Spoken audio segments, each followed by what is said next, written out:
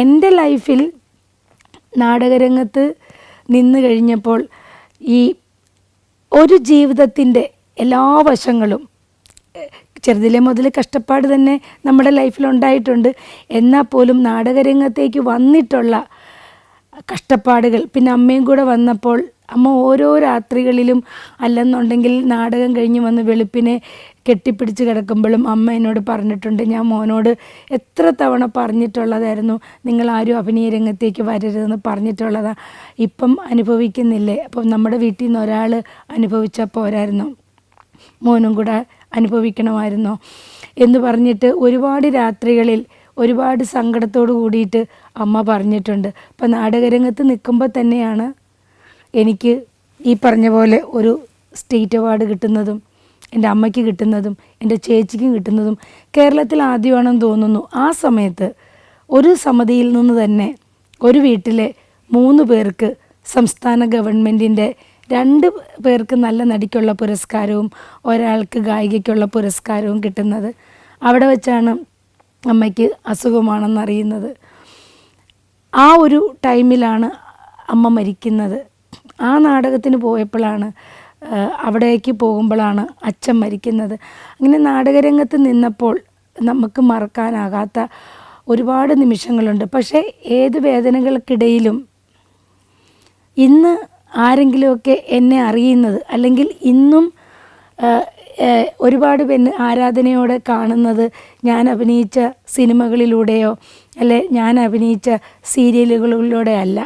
കാരണം എവിടെ ചെന്നാലും ശരി, ഞാൻ പോലും എനിക്ക് പോലും അത്ഭുതം ഉണ്ടാക്കുന്ന രീതിയിൽ ഈ 36, 38 വർഷമായിട്ടും ഇന്നും സുഷിമോളല്ലേ, ഇന്നും വൃന്ദയല്ലേ, അല്ലെ ഇന്നും ചുണ്ടരിയല്ലേ എന്ന് ചോദിക്കുന്ന ഒരുപാട് ഫോൺ കോളുകൾ. എൻ്റെ പേജിലൊരു പോസ്റ്റ് ഇട്ടാൽ സുഷിമോളെ ഞങ്ങൾ മറക്കത്തില്ല കേട്ടോ എന്ന് പറഞ്ഞ് ഇന്നും ആൾക്കാർ പറയണമെങ്കിൽ അത്രത്തോളം ആ കഥാപാത്രങ്ങൾ അവരുടെ മനസ്സിലേക്ക് ആഴ്ന്നിറങ്ങിയത് കൊണ്ട് മാത്രമാണ്. അതിന് എനിക്കെൻ്റെ ഗുരുനാഥനോട് വലിയൊരു നന്ദിയുണ്ട്. കാരണം ഇപ്പോഴും ഞാൻ നാടകത്തെ ഒരിക്കലും, പലരും വന്ന വഴിയിൽ ഒരു നാടക നടിയാണെന്ന് പറയാൻ ബുദ്ധിമുട്ടുണ്ട്, അല്ലെങ്കിൽ സീരിയൽ നടിയാണെന്ന് പറയാൻ ബുദ്ധിമുട്ടുണ്ട്. സിനിമയിലേക്ക് ചെല്ലുമ്പോൾ ഞാൻ സിനിമാ നടി മാത്രമായിരുന്നു എന്ന് പറയാൻ ആഗ്രഹിക്കുന്നവരുണ്ട്. പക്ഷേ എനിക്ക് സിനിമയെന്നോ സീരിയലെന്നോ നാടകമെന്നോ ഷോർട്ട് ഫിലിമെന്നോ എനിക്കില്ല. കാരണം നാടകത്തിൽ നിന്ന് വന്നിട്ടും തിരിച്ച് ഞാൻ അവിടുന്ന് പോന്നിട്ടും ഞാൻ ആ ഒരു ടച്ച് വിടാതിരിക്കാൻ ജോൺ ടി വേക്കൻ്റെ ചന്തമുള്ളവൾ എന്ന് പറഞ്ഞ ഒരു അഭിസാരികയുടെ കഥയാണ്. 1.25 മണിക്കൂർ പ്ലേ ആണത്. 2 ആണുങ്ങളും ഞാനും മാത്രം. ആ നാടകം ഞാൻ ചെയ്തു. കാരണം അത് സൂര്യ ഫെസ്റ്റിവലിനൊക്കെ നമ്മൾ ആ നാടകം ചെയ്തിട്ടുണ്ട്.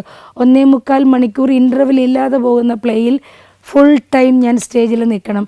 കാരണം ആ ഒരു സ്റ്റേജിൽ നിന്ന് കിട്ടുന്ന ഒരു ഒരു ഒരു ഒരു എക്സ്പീരിയൻസ് ഉണ്ട്. അല്ലെങ്കിൽ ആ ഓൺ ദി സ്പോട്ടിൽ നമ്മൾ അറിയുന്ന, നമുക്ക് നല്ലതാണെങ്കിലും ചീത്തയാണെങ്കിലും നമുക്ക് കിട്ടുന്ന ഒരു ഈ എന്താ പറയുക, അതിൻ്റെ ഒരു ഈ അതിനെന്താ പറയണ, ആ ഒരു സമയത്ത് നല്ലതാണെങ്കിൽ നല്ലതാണെന്ന് അംഗീകരിക്കാനും, ചീത്തയാണെങ്കിൽ ഇനി ചീമട്ടയാണെങ്കിലും തക്കാളിയാണെങ്കിലും കല്ലുകൊണ്ടുള്ള ഏറാണെങ്കിലും ആ സ്പോട്ടിൽ തന്നെ നമുക്ക് കിട്ടും. അപ്പോൾ അതുകൊണ്ട് നമ്മൾ വളരെ സൂക്ഷിച്ച് തന്നെ നമ്മൾ നാടകത്തെ കൈകാര്യം ചെയ്യുമായിരുന്നു. പിന്നെ ഞാൻ ഛായാമുഖി ചെയ്തു.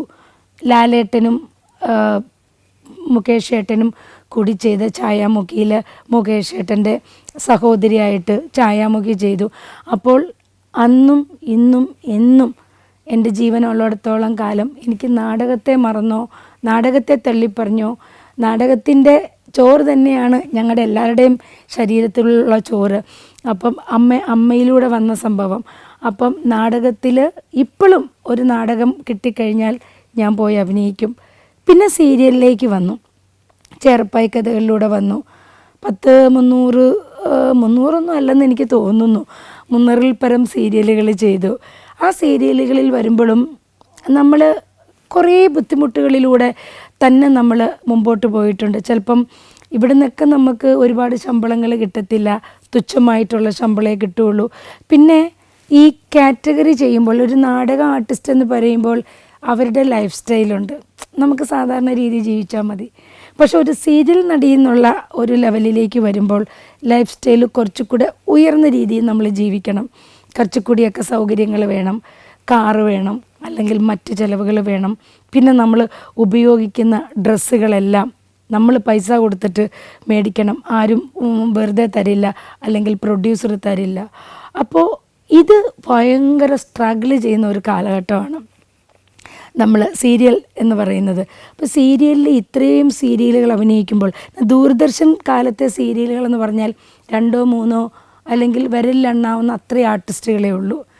അപ്പോൾ നമുക്ക് തീർച്ചയായിട്ടും നമുക്ക് കുറച്ചുകൂടി 13 എപ്പിസോഡ്സേ ഉള്ളൂ. അപ്പോൾ നമുക്ക് കുറച്ച് വലിയ കുഴപ്പങ്ങളില്ല, നമ്മളൊരു അഡ്ജസ്റ്റ് ചെയ്തിട്ടൊക്കെ നമുക്ക് പോകും, ആ കിട്ടുന്ന പൈസ കൊണ്ടൊക്കെ പോകും. മെഗാ സീരിയലുകളിലേക്ക് വന്നപ്പോഴാണ് നമുക്ക് കിട്ടുന്നതിൻ്റെ ഇരട്ടി ചിലവാകുകയും പ്രശസ്തി കൂടുതൽ വരികയും വരവ് കുറവ് വരികയും കൂടെ ചെയ്യുമ്പോൾ ഒരുപാട് പേര് ബുദ്ധിമുട്ടുന്നുണ്ട്. എനിക്കറിയാവുന്ന ഒരുപാട് ആർട്ടിസ്റ്റുകൾ, സീരിയൽ രംഗത്തുള്ളവർ സാമ്പത്തികമായിട്ടും ഒക്കെ ബുദ്ധിമുട്ടുന്ന എനിക്കറിയാം. അപ്പോൾ സീരിയൽ രംഗം എന്ന് പറയുമ്പോൾ പ്രശസ്തി കൂടുതലുണ്ടെങ്കിലും ബുദ്ധിമുട്ടുകളും കൂടുതലാണ്, സാമ്പത്തികം കുറവാണ്. എന്നാൽ പിടിച്ചു നിൽക്കാനായിട്ടുള്ള ഒരുപാട് ബുദ്ധിമുട്ടുകൾ ചെയ്തിട്ടുണ്ട്. അത് വേറൊരു ചീത്തയായ രീതിയിൽ പിടിച്ചു നിൽക്കാൻ ബുദ്ധിമുട്ടുണ്ടെന്ന് ഞാൻ ഒരിക്കലും പറയില്ല. അത് നമ്മളെപ്പോലുള്ളവർക്ക് അങ്ങനെയുള്ള ഒരു പ്രശ്നങ്ങളിലേക്കൊന്നും നേരിടേണ്ടിയോ പോകേണ്ടിയോ വന്നിട്ടില്ല. കാരണം നമ്മൾ വേണം, നമ്മൾ മതി എന്നുള്ള രീതിയിലുള്ള വർക്കുകളിലേക്കാണ് നമ്മൾ പോയിട്ടുള്ളത്. അത് ഒരുപാട് അനുഭവങ്ങളാണ്. പിന്നെ അപ്പവും എൻ്റെ മോനെ പ്രസവിച്ച് കഴിഞ്ഞിട്ടുള്ളൊരു കഥയാണ് ഞാൻ പറഞ്ഞത്. സീരിയൽ അഭിനയിക്കുന്ന സമയത്ത് സഹ്യാദ്രി സാനുക്കളിൽ എന്ന് പറഞ്ഞിട്ട് സതീഷ് അനന്തപുരി ചെയ്ത സീരിയൽ ചെയ്യുമ്പോൾ ഞാൻ 9 മാസമാണ് എനിക്ക്.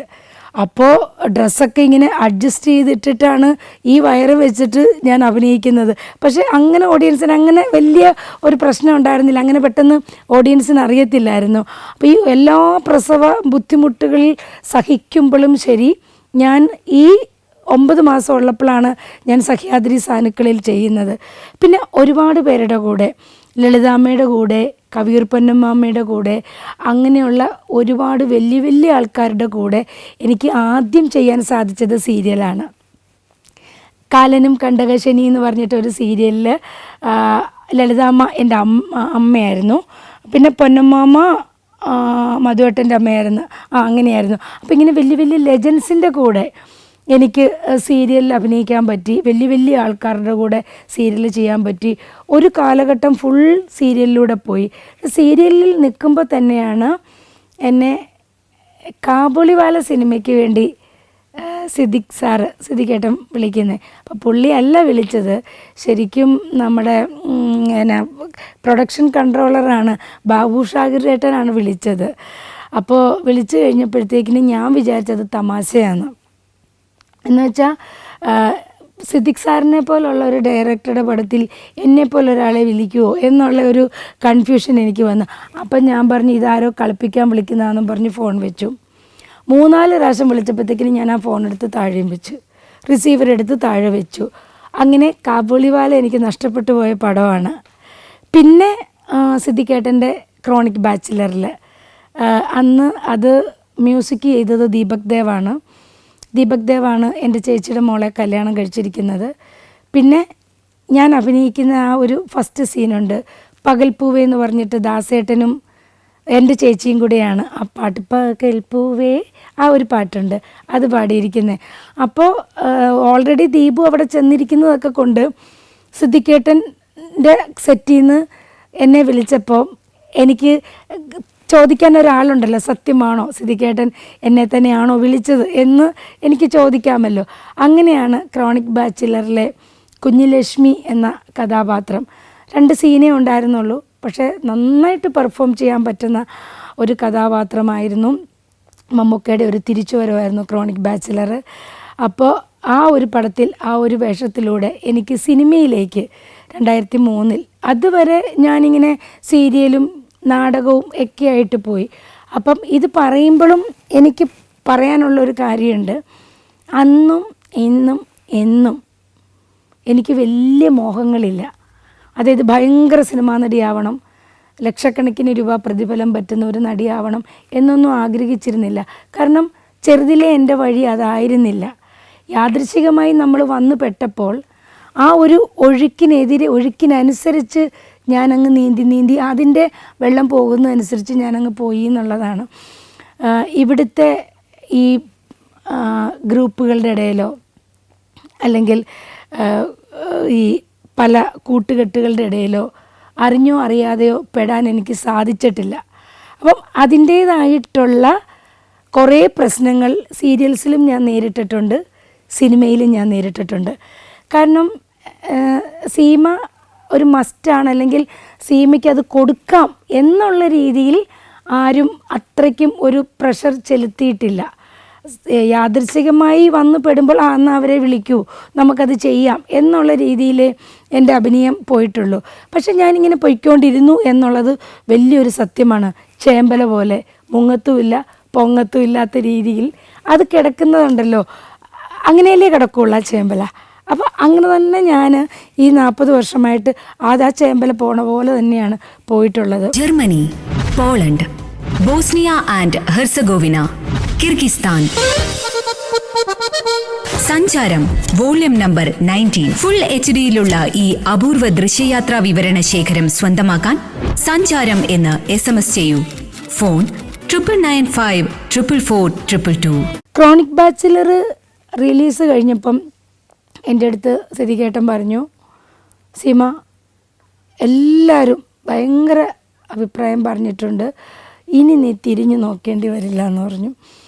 അപ്പോൾ എവിടെയോ മനസ്സിൻ്റെ കോണിലൊരു ഒരാഗ്രഹം, ദൈവമേ സിദ്ദിഖ് സാറിൻ്റെ പടത്തിലല്ലേ വന്നിരിക്കുന്നത്, സാറൊക്കെ ഇത്രയും ഭയങ്കരമായിട്ട് അഭിനന്ദിക്കുമ്പം ശരിയായിരിക്കും, ഇനി സിനിമകളുടെ ഒരു ഘോഷയാത്രയായിരിക്കും എനിക്കെന്നുള്ള തോന്നൽ വന്നു. ഏകദേശം ഒരു 3 വർഷത്തോളം ഞാൻ ഒരു സിനിമയും ചെയ്തിട്ടില്ല, വീട്ടിൽ തന്നെ ഇരുന്നു.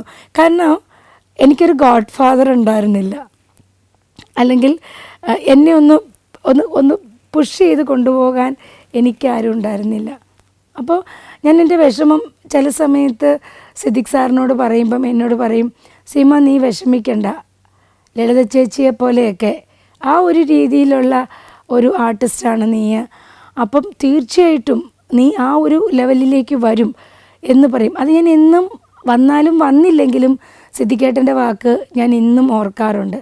സിദ്ദിഖേട്ടൻ ചെയ്ത പടങ്ങളിൽ ചെറുതാണെങ്കിലും അതിനകത്ത് വേഷം ഉണ്ടെങ്കിൽ അങ്ങനെ ഒരു വേഷം തരാൻ എനിക്ക് പുള്ളി ശ്രമിച്ചിട്ടുമുണ്ട്. പിന്നെ മലയാള സിനിമയിൽ കുറച്ച് പുതിയ ഡയറക്ടേഴ്സിൻ്റെ കൂടെ എനിക്ക് അഭിനയിക്കാൻ സാധിച്ചിട്ടുണ്ട്.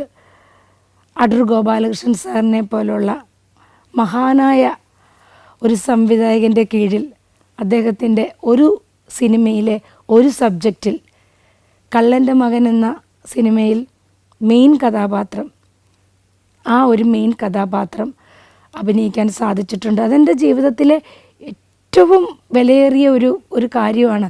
സാറിനെ പോലുള്ള ഒരു ഡയറക്ടറുടെ പടത്തിൽ എനിക്കൊരു വേഷം ചെയ്യാൻ പറ്റുന്നു, അതും ആ ഒരു കഥയിലെ സെൻട്രൽ ക്യാരക്ടർ ചെയ്യാൻ സാധിക്കുന്നു എന്ന് പറഞ്ഞു കഴിഞ്ഞാൽ അത് എൻ്റെ ജീവിതത്തിലെ ഏറ്റവും വലിയൊരു നിമിഷം തന്നെയാണ്. അതുപോലെ കുറച്ച് പടങ്ങൾ ചെയ്തിട്ടുണ്ട്. പുതിയ ജനറേഷനിൽ ഇപ്പം ബേസിൽ വലിയ നടനാണ്. ബേസിൽ ഡയറക്റ്റ് ചെയ്ത കുഞ്ഞിരാമായണത്തിൽ വിനീതിൻ്റെ അമ്മ കഥാപാത്രം, അതുപോലെ എബ്രി ഷൈൻ ചെയ്ത ഷൈൻ എന്ന പുതിയ ഡയറക്ടറാണ് 1983, അതിൽ നിവിൻ പോളിയുടെ അമ്മ, പിന്നെ കട്ടപ്പനയിലെ ഋത്തിക് റോഷനിൽ ലിജോ മോള്, തമിഴിലെ വലിയ ആർട്ടിസ്റ്റാണ്. അങ്ങനെ ലിജോ മോളുടെ അമ്മയായിട്ട്, അങ്ങനെ സോമൻ്റെ കൃതാവ് വിനയ് ഫോർട്ടിൻ്റെ അമ്മയായിട്ട്, അപ്പോത്തിക്കിരി ജയസൂര്യയുടെ അമ്മയായിട്ട്, അങ്ങനെ കുറേ നല്ല നല്ല സിനിമകൾ എനിക്ക് ചെയ്യാൻ സാധിച്ചിട്ടുണ്ട്. അപ്പോൾ ഞാനൊരു ലെവലിലേക്ക് എത്തിയോ എന്ന് ചോദിച്ചു കഴിഞ്ഞാൽ അങ്ങനെ എത്തിയെന്ന് എനിക്ക് പറയാൻ പറ്റില്ല. ഇപ്പോഴും എൻ്റെ മനസ്സിൻ്റെ കോണിൽ എവിടെയോ എനിക്ക് ഞാൻ ചെയ്യാൻ ആഗ്രഹിച്ച ഏതോ ഒരു വേഷം, ഇനിയും എൻ്റെ പ്രതിഭ, എൻ്റെ കഴിവ് പുറത്തെടുത്തിട്ടില്ലാത്ത ഒരു വേഷം, ആ വേഷം എനിക്കായിട്ട് വരും, അല്ലെങ്കിൽ എവിടെയോ എന്നെ കാത്ത് ആ വേഷം ഇരിപ്പുണ്ടെന്നുള്ള ഒരു പ്രതീക്ഷയിലാണ് ഇപ്പോഴും ഞാൻ സിനിമയിലൂടെ അല്ലെങ്കിൽ സിനിമാ രംഗത്ത് സിനിമയിലൂടെ മുന്നോട്ട് പോകുന്നത്. ഇവിടുത്തെ കോക്കസിൽ പെടാത്തത് കൊണ്ടുള്ള ഒരുപാട് പ്രശ്നങ്ങൾ ഒരുപാട് സിനിമകളിൽ നിന്നും തഴയപ്പെട്ടിട്ടുണ്ട്. ഈ അടുത്ത കാലത്തും ഒരു പടത്തിലേക്ക്, അതെൻ്റെ ഒരു ഫ്രണ്ട് പ്രൊഡ്യൂസ് ചെയ്ത പടമാണ്, അദ്ദേഹം എന്നോട് പറഞ്ഞത് എനിക്ക് ഏറ്റവും വേണ്ടപ്പെട്ട ഒരു പ്രൊഡക്ഷൻ കൺട്രോളറാണ് ആ ചേട്ടൻ. ഞാനൊരു തെറ്റും അദ്ദേഹത്തോട് ചെയ്തിട്ടുമില്ല.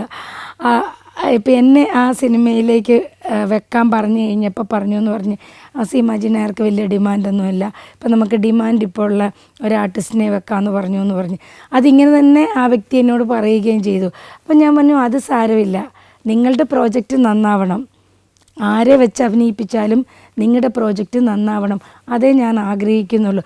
അപ്പോൾ സിനിമയിൽ ഉറപ്പായിട്ടും കോക്കസ് ഉണ്ട്, ഉറപ്പായിട്ടും ഗ്രൂപ്പുകളുണ്ട്, ഗ്രൂപ്പ് കളികളുണ്ട്. ആ ഗ്രൂപ്പിൽ ഒന്നെങ്കിൽ പ്രൊഡ്യൂസറിൻ്റെ ഫ്രണ്ടോ അല്ലെങ്കിൽ ഡയറക്ടറുടെ ഫ്രണ്ടോ അല്ലെങ്കിൽ അതിലെ കൺട്രോളറുടെ ഫ്രണ്ടോ അല്ലെങ്കിൽ അതിലെ അഭിനയിക്കുന്ന മെയിൻ നടൻ്റെ ഫ്രണ്ട്സോ അല്ലെങ്കിൽ അവർക്ക് അങ്ങനെ ഉണ്ടെങ്കിൽ മാത്രമേ നമ്മളെക്കുറിച്ച് ഓർക്കുകയുള്ളൂ. ഇല്ലെങ്കിൽ ഞാൻ പറഞ്ഞ പല വേഷങ്ങളും ആർക്കോ വെച്ചിരുന്ന വേഷം, കുഞ്ഞിരാമായണത്തിൽ കൽപ്പന ചേച്ചിയാണ് ചെയ്യേണ്ടിയിരുന്നത്. ചേച്ചിക്ക് തമിഴ് പടത്തിൻ്റെ ഡേറ്റ് നീണ്ടു പോയതുകൊണ്ടാണ് പകരം കുഞ്ഞിരാമായണത്തിൽ ഞാൻ വന്നത്, എനിക്ക് ആ വേഷം കിട്ടിയത്. അപ്പോൾ അവസാന നിമിഷത്തിൽ കിട്ടിയ വേഷങ്ങളാണ് പലതും എനിക്ക്. അല്ലാതെ ഒരു പടം എന്താ പറയുന്നത് അവരുടെ ഒരു തീരുമാനം എടുക്കാൻ പോകുമ്പോൾ ഡിസ്കഷനിലിരിക്കുന്ന സമയത്ത് സീമാജി നായർ ഈ വേഷം ചെയ്യണം എന്ന് പറഞ്ഞിട്ട് അത്രയും ശക്തമായിട്ട് പറഞ്ഞിട്ട് എനിക്ക് അങ്ങനെ ഒരു വേഷം കിട്ടിയിട്ടില്ല. ഞാൻ 1983 ചെയ്യുന്നത് എബ്രി ഷൈൻ എന്ന ഡയറക്ടറുടെ കീഴിലാണ്. പുള്ളി നമ്മുടെ വനിതയിലെ ചീഫ് ഫോട്ടോഗ്രാഫറായിരുന്നു. ഒരുപാട് വർഷത്തെ ബന്ധം ഞാനും എബ്രി ഷൈനും ഒക്കെ തമ്മിലുണ്ടായിരുന്നു. അപ്പോൾ 1983 എന്ന് പറഞ്ഞു കഴിഞ്ഞാൽ ക്രിക്കറ്റിനെ സ്നേഹിക്കുന്നവരുടെ സിനിമയാണ്. നല്ല നല്ല സിനിമയാണത്. അപ്പോൾ നിവിനായിരുന്നു ഹീറോ. നിവിൻ്റെ അമ്മയുടെ കഥാപാത്രത്തിലേക്കാണ് എന്നെ വിളിക്കുന്നത്. അപ്പോൾ ഈ അമ്മയ്ക്ക് 3 കാലഘട്ടമുണ്ട്. അപ്പോൾ ഒരു 10-35 വയസ്സുണ്ട്, പിന്നെ ഒരു 10-50 വയസ്സുണ്ട്, പിന്നെ ഒരു 10-65 വയസ്സുണ്ട്. അപ്പോൾ ആ 3 സ്റ്റേജും എനിക്ക് ആ സിനിമയിലുണ്ട്. അപ്പം ഷൈൻ ഇച്ചിരി കടുംപിടുത്തക്കാരനാണ്, ഭയങ്കര കണിശക്കാരനാണ്. ഒരു വള്ളിയും പുള്ളിയും തെറ്റാനോ വിടാനോ ഒന്നും പറ്റത്തില്ല, ഇങ്ങനെ നോക്കിയിരിക്കും. എന്നിട്ട് നമ്മളീ പറഞ്ഞ പോലെ എന്തെങ്കിലും പുള്ളിക്ക് ഇഷ്ടമല്ല അല്ലെങ്കിൽ പുള്ളിക്ക് അത് ഉൾക്കൊള്ളാൻ പറ്റിയില്ലെന്ന് തോന്നിയാൽ പുള്ളി നമ്മളിത് എടുപ്പിച്ചുകൊണ്ടേയിരിക്കും. ഭയങ്കര ഒരു ഭയങ്കര സ്ട്രിക്റ്റായിട്ടുള്ള വ്യക്തിയാണ്. അത് എന്നോടെന്നുള്ളതല്ല, എല്ലാവരോടുമാണ്. ഇങ്ങനെ എടുത്തെടുത്തോണ്ടിരിക്കും. നമുക്ക് തീരാത്ത പോലെ ഫീൽ ചെയ്യും. ഷൂട്ടിങ്ങൊക്കെ ഇതേയും ഇത് തീരുന്നില്ലേ, ഇതെന്താ തീരാത്തേ എന്നൊക്കെ ഉള്ളൊരു തോന്നൽ വരും. അങ്ങനെ ഡബ്ബിങ് പടത്തിൻ്റെ ഷൂട്ടൊക്കെ കഴിഞ്ഞു. കാരണം അതിൽ അമ്മയുടെ റോളാണെങ്കിലും ഒരുപാടില്ല, എന്നാൽ ശക്തമായിട്ടുള്ള വേഷമാണ്. ജോയ് മാച്ചായനാണ് എൻ്റെ ഹസ്ബൻഡായിട്ട് അഭിനയിക്കുന്നത്. കുട്ടികളുടെ കൂടെയുള്ള സീൻസും ഉണ്ട്, പിന്നെ വലിയ ആൾക്കാരുടെയും കൂടെ നിവിൻ്റെയൊക്കെ കൂടെ, നിവിൻ്റെയും ഏജിൻ്റെ പല ഘട്ടങ്ങളൊക്കെ കാണിക്കുന്നുണ്ട്. ഷൂട്ടിങ് നമ്മുടെ കാഞ്ഞിരമറ്റത്തിനടുത്ത് ഷൈൻ്റെ വീടിൻ്റെ അടുത്ത് തന്നെയായിരുന്നു ഷൂട്ടിങ്. അപ്പോൾ ഷൂട്ടിംഗ് എല്ലാം കുഴപ്പമില്ലാതെ കഴിഞ്ഞ് ഇടയ്ക്ക് ഞങ്ങൾ തമ്മിൽ ഇത്തിരി തെന്നേണ്ടിയൊക്കെ വന്നു.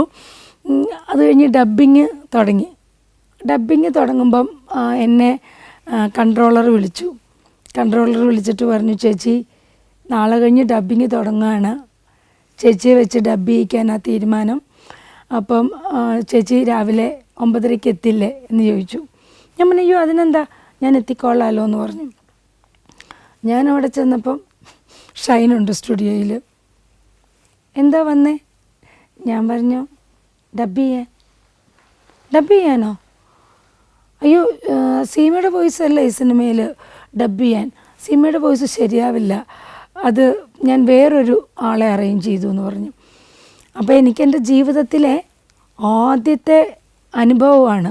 കാരണം നമ്മുടെ വോയിസ് തന്നെയാണ് ഒട്ടുമിക്ക വർക്കുകൾക്കും നമ്മൾ കൊടുക്കുന്നത്.